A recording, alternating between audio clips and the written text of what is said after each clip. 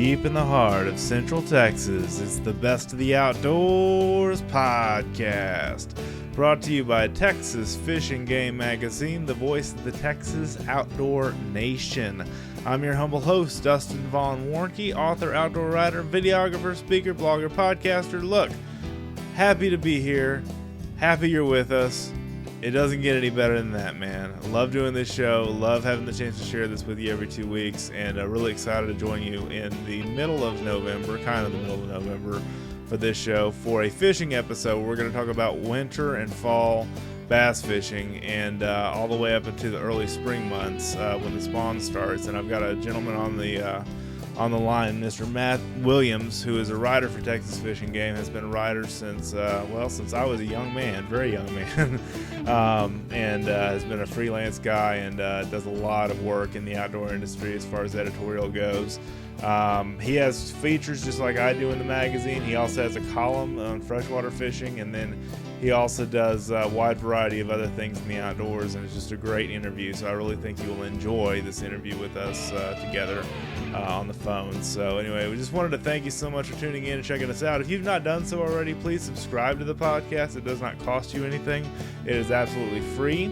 And it does not require anything other than just subscribing through your favorite podcasting app if you have one, or through iTunes or whatever the device you're using to subscribe to this. You can even subscribe through Podbean and follow the show, and that would help us get you shows faster and better and easier than having to look for us on social media, and it'll be downloaded directly to your device. So that's kind of cool.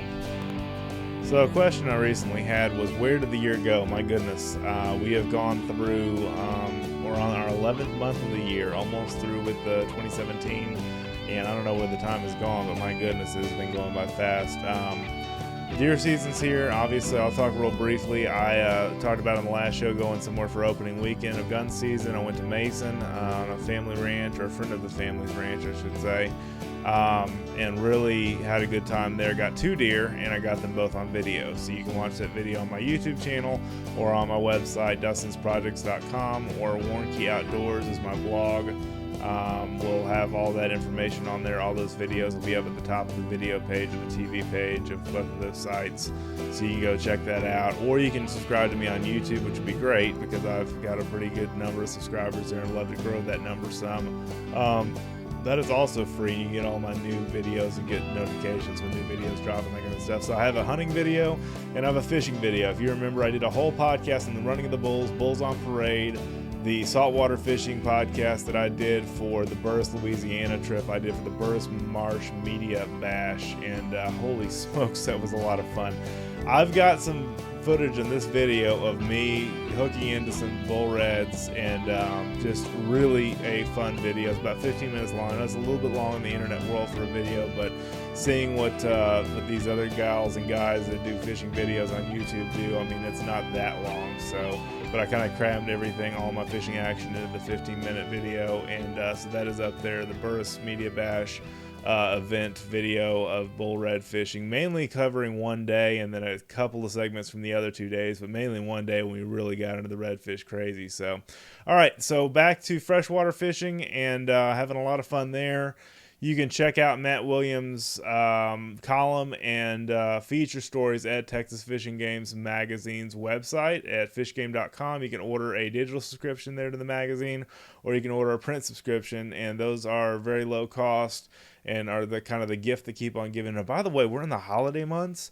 It wouldn't be a bad idea to get a subscription for Texas Fishing Game to someone you love. It's just a good idea. It's making a great gift idea.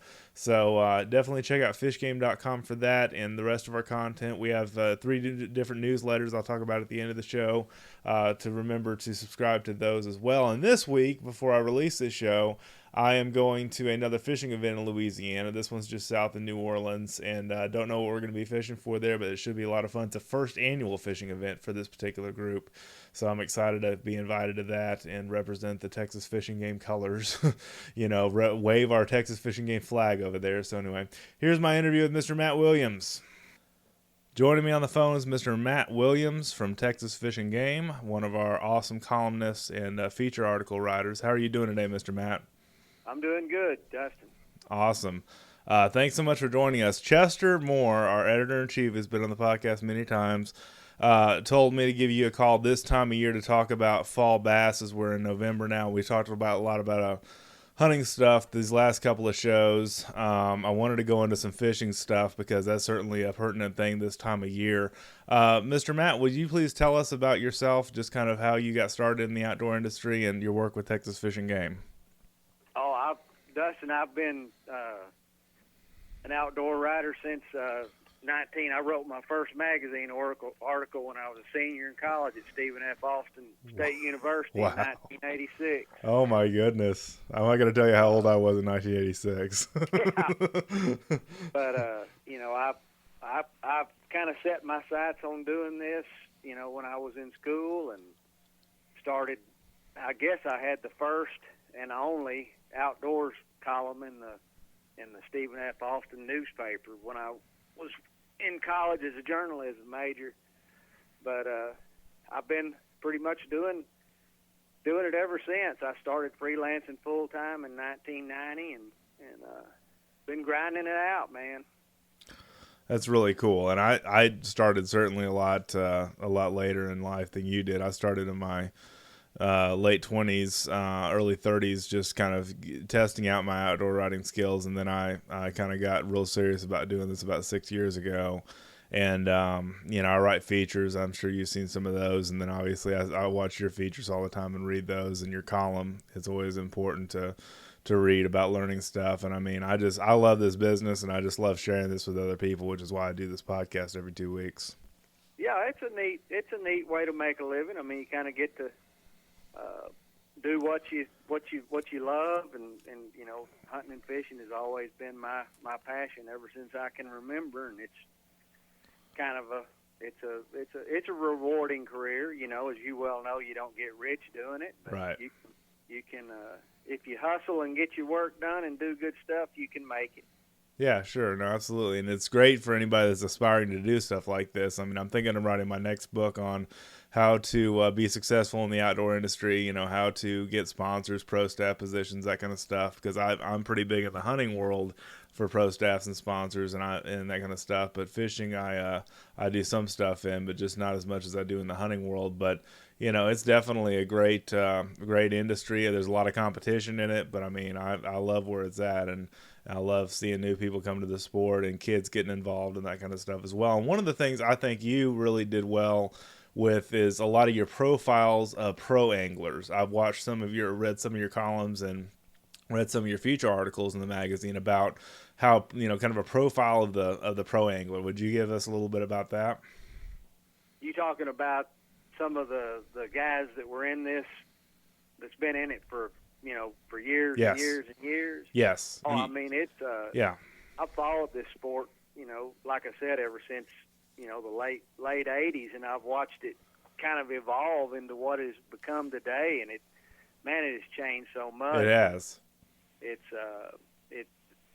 the electronics and the amount of technology and the knowledge of these guys now is awesome. But some of the old school guys, your Tommy Martins and Zell Rowlands and Lindell Martins, and they're still at it. And I mean, yes. Tommy Martin is going on. I think Tommy's going to be 76, 77 years old this year, and he's still fishing tournaments. And it's just incredible. That guy's a machine.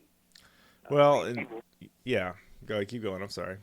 Oh, I mean, he can fish from daylight to dark and never slow down. He still has a stamina after all these years. That's great. Oh yeah, no doubt about it. And there's some of them that have hung it up, but there's several of them that are still pretty active in the sport. You're never too old to fish, right?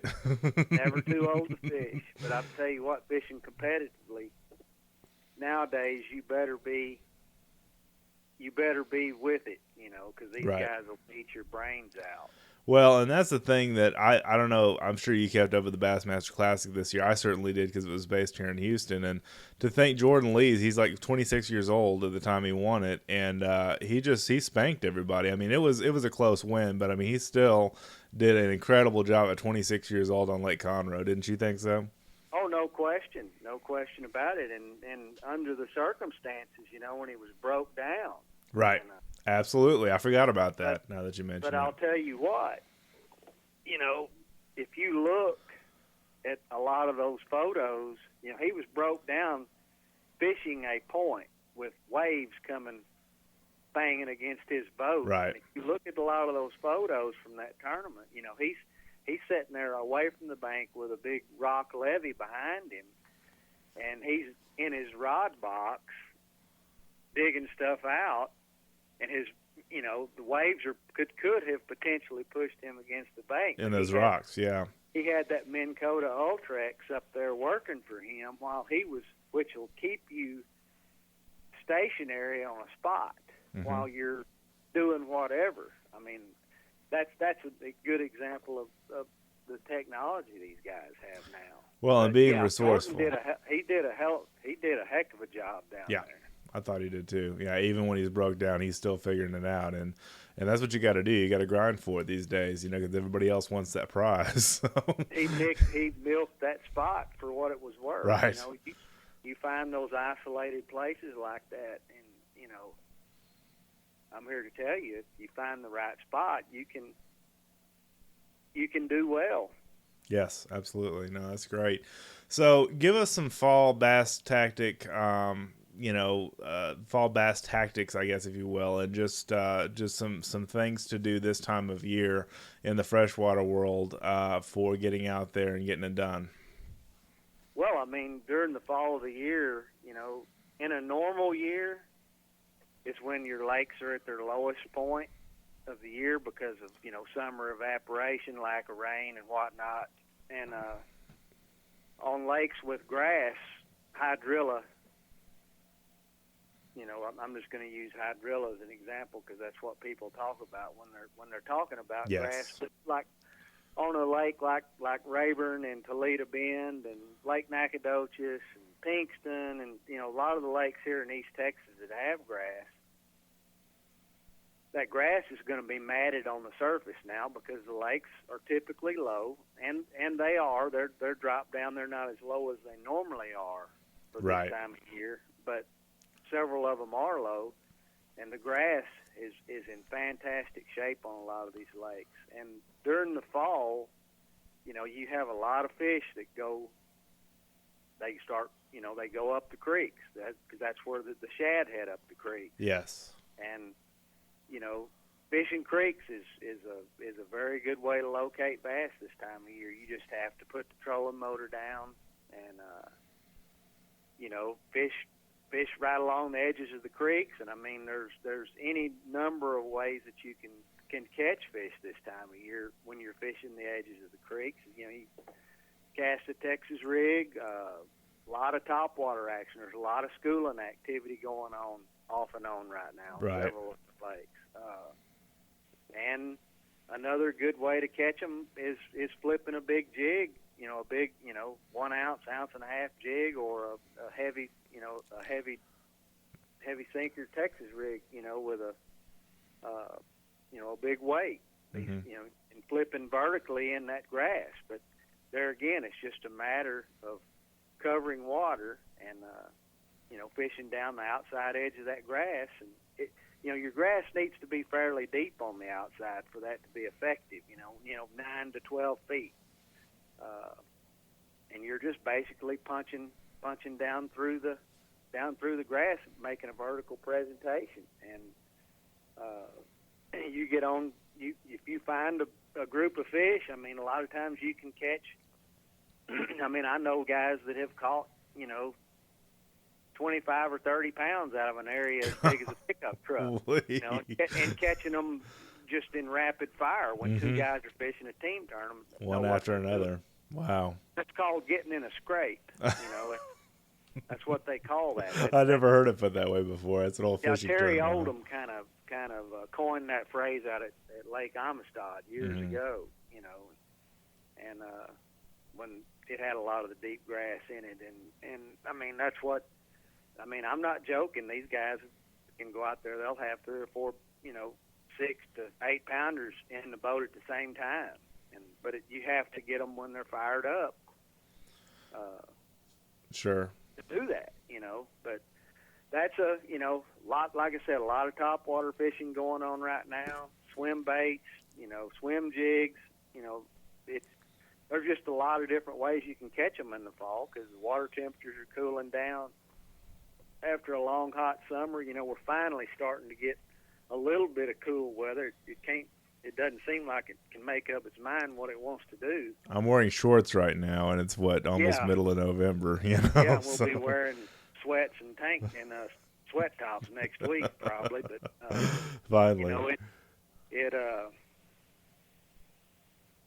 you know, as this water cools off, you know, when it starts getting into the 50s, that's when you're going to have a lot of rattle trap action going on, and it's going to be good all the way through the winter. I mean, on a lot of these lakes, it's phenomenal.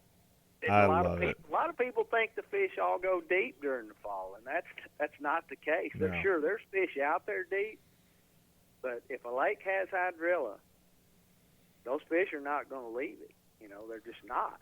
I've caught them, you know, out of 3 feet of water when water temperature be, you know, 50, 49 degrees. Really?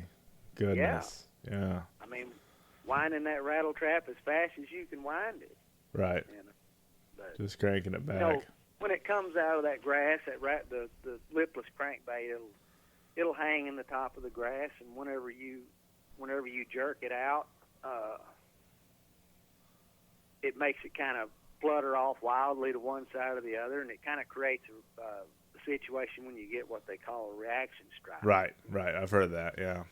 Yeah, and very effective way to fish during the wintertime if you've got grass. Okay, if you got hydrilla in there. Like, unlike some lakes where the grass carp have eaten all the grass, like Lake Austin, I bowfished that not long ago, last year around this time, around September, October, and holy smokes, they have just cleaned that lake out of cover. You know, it used to be a fantastic bass lake. It's a shame, man. I know. I knew you were going to say it was a shame, too. That's a very touchy subject. I know it is. It was very controversial. I mean, I've seen it's happened on... It's happened on Conroe multiple I was going to times. say Conroe next. Absolutely. Yeah, it's happened. And they put these triploid, you know, non-reproductive carp in there, and then they reproduce somehow because you see little carp all over the place, you know? So, I don't know. Well, I mean, a lot of times what happens is, you know, they'll put X number of fish in there for X number of acres of coverage area. Sure. Okay, and well then, the next summer you have a terrible drought. Well, it drops the water level down, and so you no longer have that many acres of hydrilla that needs to be controlled. It kills off. You still got the same amount of fish in there. Right, and they have less cover. Well, I mean, there's more fish than there is available stuff for them to eat, you know, because the low water takes care of the grass. You know, if they would leave hydrilla, I've seen it. It takes care of itself, you know. But a lot of people that live around these lakes, you know, they don't like it around their boat docks. Yes. And their boat slips, and all they've got to do is go get a politician. And, you know, he'll start yanking purse strings, and next thing you know, it's gone. Yeah, and it's all gone. That's what happened on Austin. I've seen it happen. Yeah. Lake Austin is a good example. No, it is, and that's a recent thing. And they just recently, last September in 2016, opened up Lake Austin to bow fishermen and anglers for grass carp. My guide on that lake, Marty McIntyre, he drives down from Belton all the time to go fish down there, had for a while, and he fished Town Lake and in Lake Austin, and he said, man, the trees are stripped of their green leaves and stuff, because the fish have to jump out of the water to eat, to anything that's green and vegetation. So all the vegetation from about, I don't know, 2 feet or less is all stripped off of the trees because all the grass carp eating, because they're hungry, Oh yeah. So.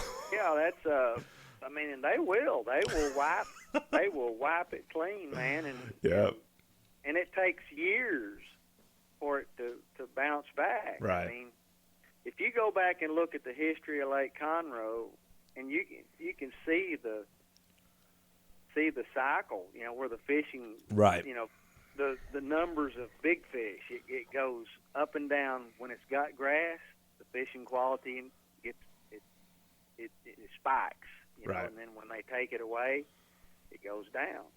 And Mm-hmm. that happens on any lake. Yes. That happens on any lake where that takes place. I mean, whether you have high water will that's a natural control method for that hydrilla. Sure. High muddy water takes away its sunlight, so it's naturally going to get knocked back. Right. And I mean, grass benefits the fishermen it doesn't only it's not only good for the fish, but it also enables the fishermen, it gives them the ability of places to target those fish. Yes. Along the outside edges. It positions the fish where they're more easily caught, is what I'm getting at. Okay. Without grass, they just scatter, Right. Or they'll be around brush piles, and unless you know where brush piles are, you have to spend a lot of time looking for them. But hydrilla, positions the fish so they're easier to catch. No, that's a very good thing, biologically speaking. And what are your favorite go-to top waters for this time of year, and then for your regular baits? You mentioned lipless cranks like a rattle trap, and I've caught a lot of bass on rattle traps over the years. I love those things. Your traps and your those eerie rattling vibes. There's just the one knockers. There's all kinds of good lipless crankbaits on the market. And while we're talking about them, I'll give you got people a good tip. Every one of those lipless crankbaits makes a different noise. The rattle trap makes a real high pitched. But then you have your one knocker. It's more of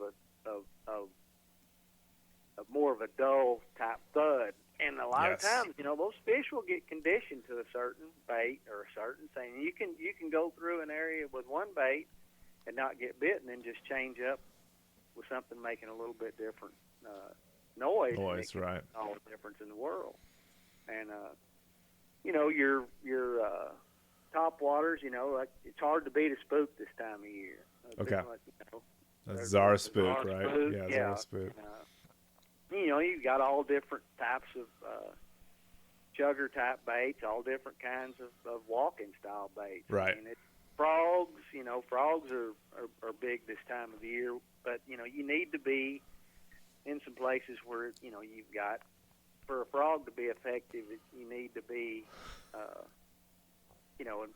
2 to 4 foot. Right, real shallow. Water that's 2 to 4 feet deep. Just because you've got grass, I'm not saying they won't hit it over 9 feet of water, but you're going to have a lot better luck on a frog fishing,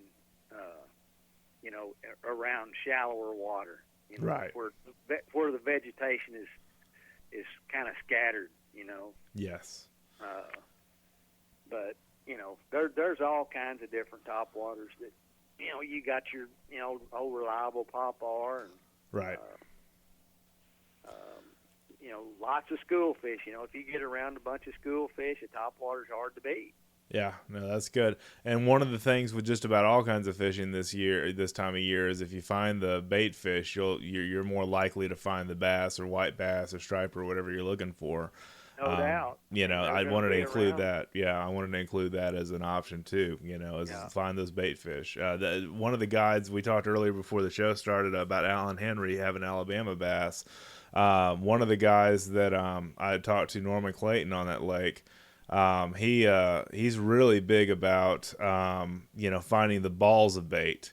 and fishing those up in the main creeks, because that lake is really full of a lot of, main lake creeks coming off of the areas there, and it really is is an awesome little lake. But they have that's what he's really big about, is finding those balls of bait and fishing over them, or fishing close to them. Oh yeah, I mean, you find the bait, a lot of times you're gonna find the fish. They're not gonna be far away. Right. And another thing to watch for now too is your blue herons. Yes.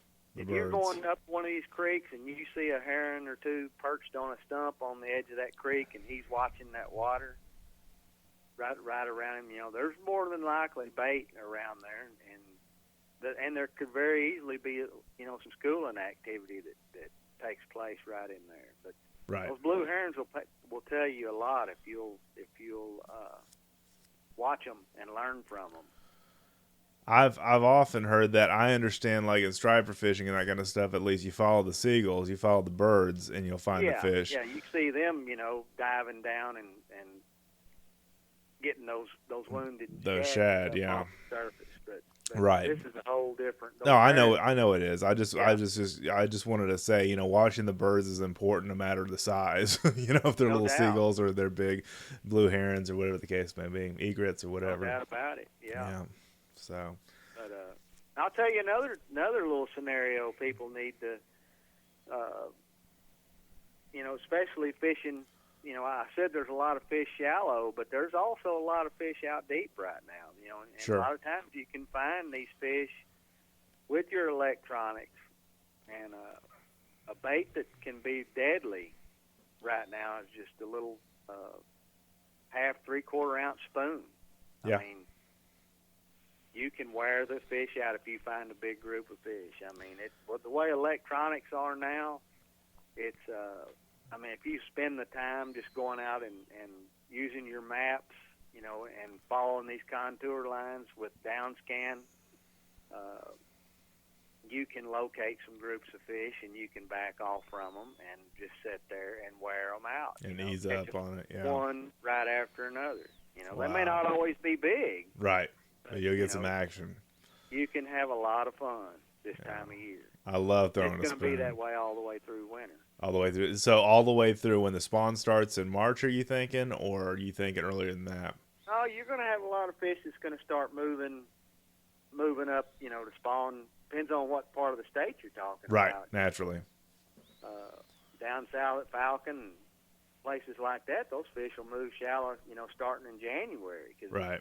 It's warmer down there. But lakes here in East Texas, the spawn, you have a lot of pre-spawn activity starting in late January, early February. Of course, the meat of the spawn always takes place in March and April here in this part of the country. You get further north that you go, the lakes tend to warm up slower because they're further north. So, they may have they'll have a later spawn, the right. further north that you go. But these lakes, they don't all run up there and do their thing at the same time. They'll spawn from March all the way through,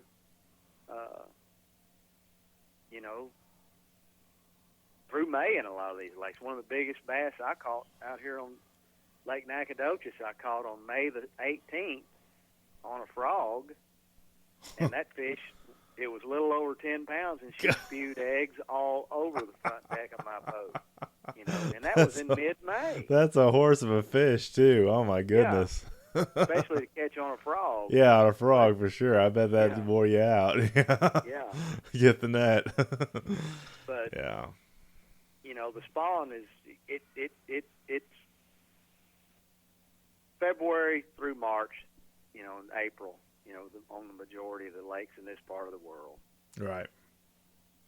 No, I figured. I was just kind of looking long term, to talk about bass fishing, and really, there's not a bad time to fish in Texas. I bring that up since I work in the advertising world to some of our advertisers, and just kind of say, oh, well, what month is really good to run this ad? And I'm just like, baby, we're always fishing. I mean, that's one. We are so blessed. We are. Here in Texas, we've got one of the most progressive inland fisheries divisions in the country, to look after our lakes, and I'm Yes. so thankful for that. We've Yes. got some good biologists, some good leaders in Austin. That they kind of get their hands tied sometimes as far as the grass carp go, but overall, we've got some of the best fishing in the country, and it shows. Yes.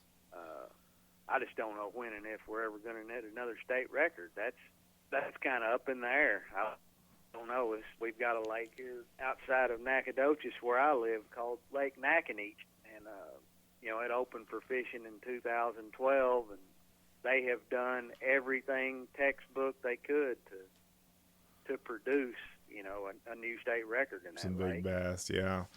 They've stocked it with brood fish, and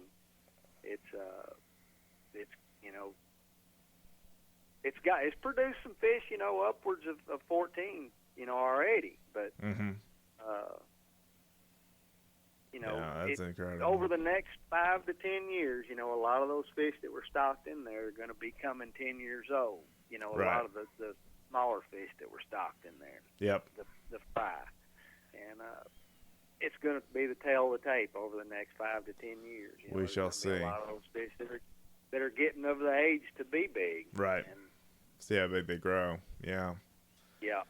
No, that's great. And the more I do this, the more I record these shows and stuff, the more I realize, again, we're kind of in the golden age of fishing in a lot of ways, like we are with hunting that I talk about all the time, because, you've got all these baits, you've got all these lures, you've got all these different, rigs and everything. And if you don't go out and have a good time in the outdoors, it's your own fault pretty much. That's what I think. Oh yeah, it's it's we've good. got so many different places to go, and like I say, there's all these, like you just said, there's all these different baits and stuff, and the technology that we've got. It has totally changed the game. Yes. Yes, it has. It's like complaining, especially when these guys fishing these offshore places. Since I got started doing it a few years ago, it will kind of ruin you, because you can go up and cast in shallow water for 5 to 10 fish, or you can pull out there on these offshore places where you've located these big schools of fish, Right. and you might catch 80. Yeah. In one trip. You feel a heck of a lot more refreshed at the end of the day. I'm sure you do. Except your arms are hurting a little Yeah, bit. you're a little sore the next day. Mm-hmm. No, that's good. And the other thing I'm excited about as far as trends in the market, and I'll talk to Chester about this on the show, is the kids getting involved in an early age. High school fishing teams, college. That was just getting started when I was going through college, is this collegiate fishing stuff and tournaments, and there's all kinds of different tournaments. If you have a boat and you have a fishing partner, you can enter a tournament pretty much all over the state. But we've got some of the highest ranked lakes by the Bassmaster, magazine. Toledo Bend won 2015 and 2016, I think, Lake of the Year. But there's so much. I love seeing the kids get involved in this sport. I really do. Oh yeah, I wish they would have had it when I was in school, but I'm kind of thankful they didn't, because I probably would have never gotten out. You still be at CMF often, especially about the college deal. Yeah, because I was right here in the middle of it when I was going to school, and right. I spent more time on the water and in the woods than I did probably in the classroom when I was down here. You were destined to become an outdoor rider. That's it. Oh yeah, but it was but yeah, these kids now, that high school fishing is getting huge. Yeah, it is. It's huge, and the college deal. It's these guys. It's enabling them, a lot of kids, to be able to kind of get out and get involved in fishing that otherwise wouldn't have had the opportunity. Yes. That's my point exactly, is just the opportunities are so much more abundant for kids that want to get involved and get hooked in the sport, are a lot more, abundant now than they used to be, and it continues to grow that way. In fact, I want to say, and you may have been part of this, Chester told me we wrote 5 different features on collegiate or high school bass fishing in 2016 alone. The coverage there, and we got a lot of positive feedback from readers saying, hey, keep up the good work on this, because this is the kind of stuff we want to read about, is passing this on to the next generation, which I talk about just about every show. How important that is to transfer that knowledge down to our next generation that's coming up in the world of the sportsman. Oh, no doubt. And I mean, it doesn't just have to be, as far as high school fishing goes. Right. You've got, I'm working on a story right now about, getting started in bass fishing. Yes. I carried, just this past week, I carried my great nephew fishing, and he's a senior in high school up in Dallas, and he had never thrown a bait caster his whole life. Huh. And I carried him out here, and and he really did extremely well. Within, he fished we fished for probably 6 hours, and he backlashed twice, which is incredible. That's really good. Of course, that says a lot about our reels that we have now, yes. too. But anyway, what I'm getting at is you don't necessarily have to be involved in the high school fishing, but if you know a kid, take them. Yeah, sure. Take them, especially if they show an interest in it. Take them, at least give them a shot. Give them some decent equipment to fool around with, and some decent instruction to go with it. Yeah, no, I agree. Yeah, I was talking to a friend of mine the other day, and he told me that he grew up. He never, when he was young, he had never fished a spinning reel. He never fished a spin cast reel. He started out. His dad started him with a bait caster at a very young age, and that's a lot of guys will tell him start them off with a spinning reel. Well, if you start them off with the bait caster, a bait caster is the way to go. I still use a spinning reel on occasion, but with real light baits and stuff like that. Right. But finesse baits and stuff like that. As far as accuracy goes, and power fishing situation, a bait caster is the way to go. Yeah. But, give them the opportunity. Right. And you may be picking out birds' nests, but by goodness, they're going to have the opportunity. So. That's right. Yeah. I mean, well, what I did with this kid the other day, I tightened the drag spool down. And spool, okay. Cool. And I had him out there, and I said, cast with the wind, and I took him out where there was nothing around, in wide open water, and I said, just sit out, and we just sat there and drifted, and I said, just cast. Just get out there and cast. And then we'll go fishing, after, 20 or 30 minutes of this, and he got got his timing down, and good. And, then we went on up and fished around some targets, some hydrillas and some stumps right. and stuff like that. But, I mean, you can learn a lot in your backyard, just casting, That's great. No, that is wonderful to see that. And one of my favorite fishing stories when I was growing up, I forget, I must have been in my adolescent or early teen years, and my dad was teaching me how to throw a topwater, and I've got an 8-year-old now that I'm teaching kind of bass fishing lessons, the chatterbaits and topwaters and all that other fun stuff, crankbaits and those kind of things. And I was throwing a little frog, and this is an old school, this is back in the late 80s, early 90s, an old school bait, kind of a plastic frog, and it had kind of the 2 hooks that come down, out of the bottom of it. And he was trying to teach me how to cast sideways. So I cast it sideways without any, he was in the front of the boat, I was in the back of the boat. And I didn't watch where my cast was going. And those 2 barbs of that hook got right into his back. Oh, I was like, oh, Lord, I got to watch what I'm doing.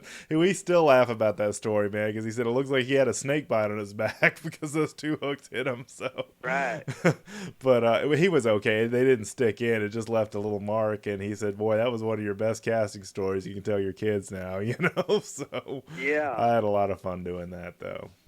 So. I mean, I don't know that you gotta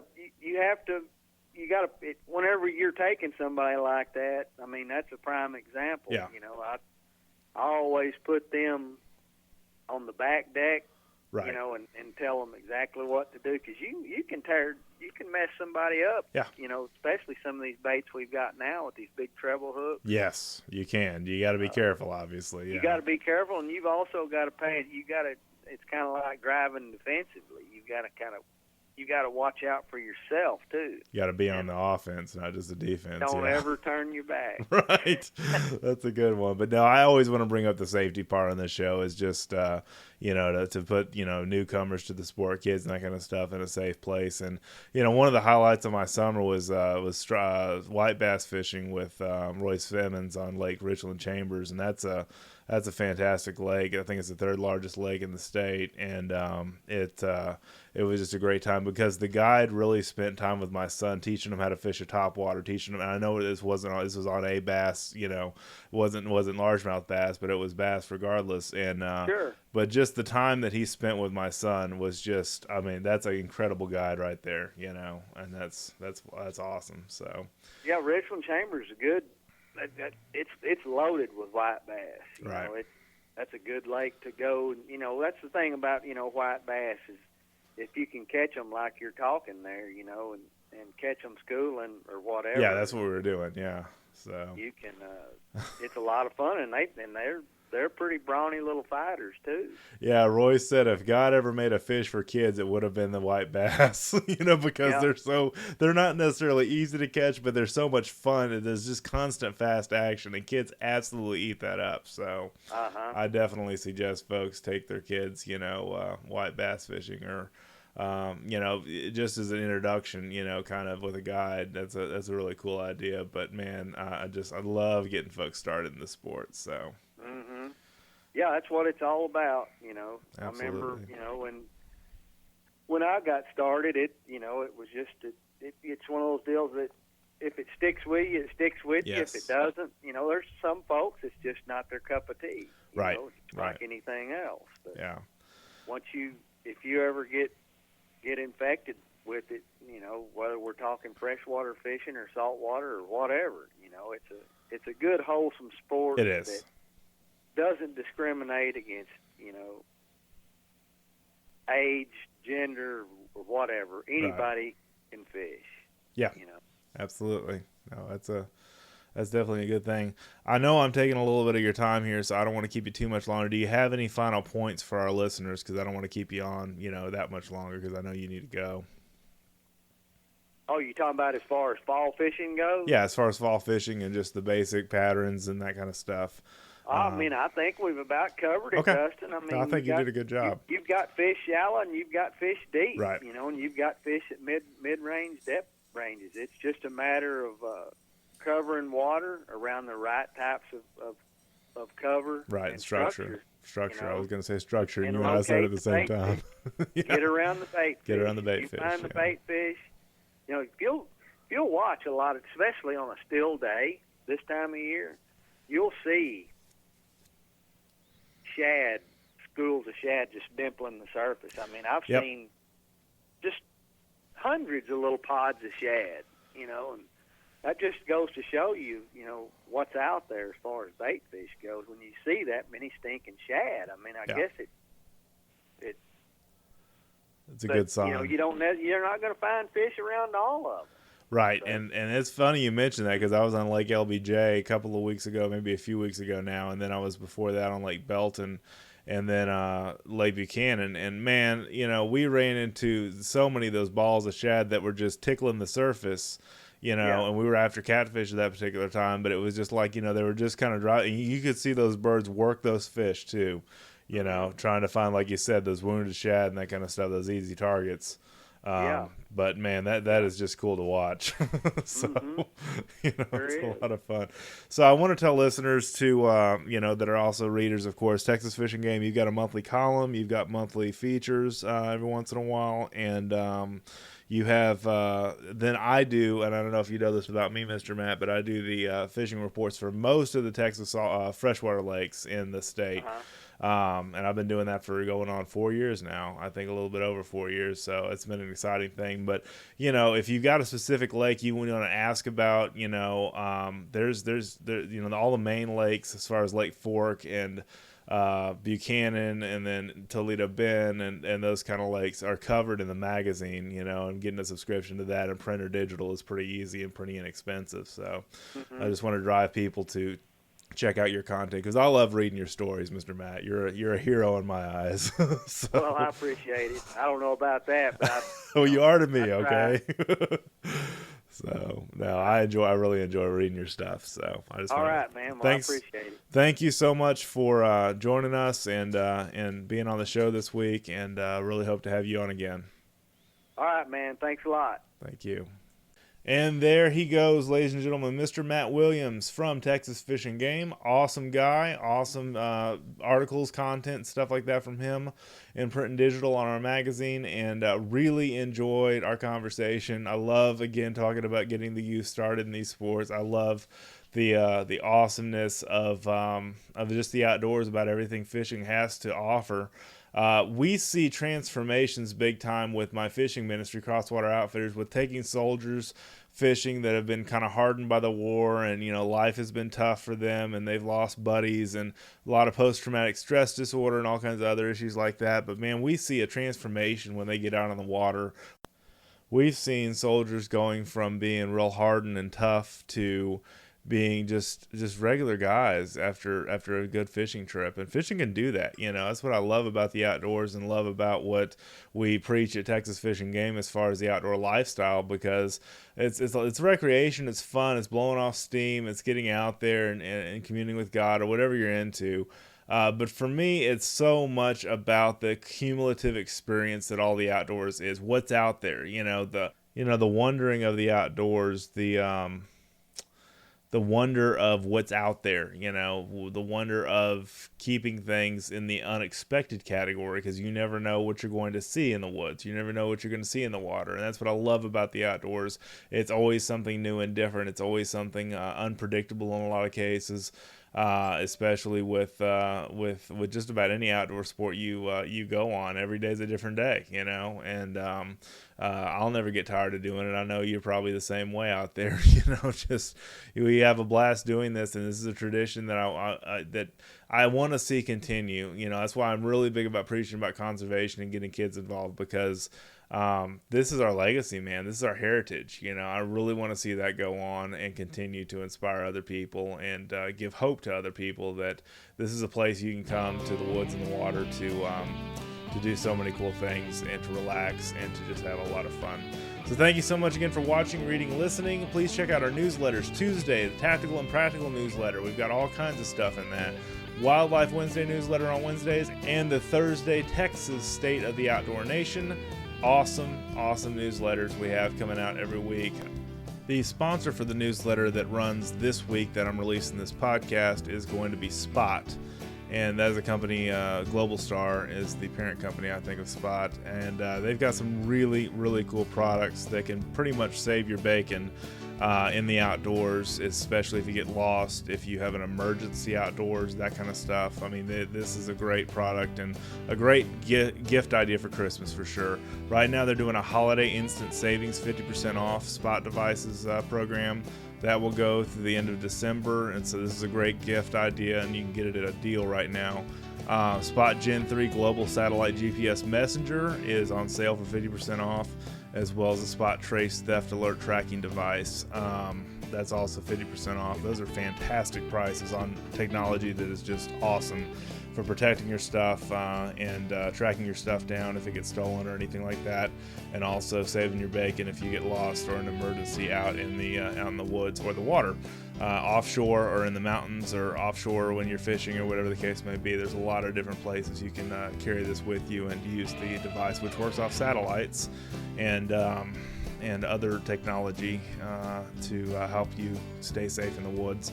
So anyway, check them out at findmespot.com. Be on alert for this email that's in the email newsletter at fishgame.com.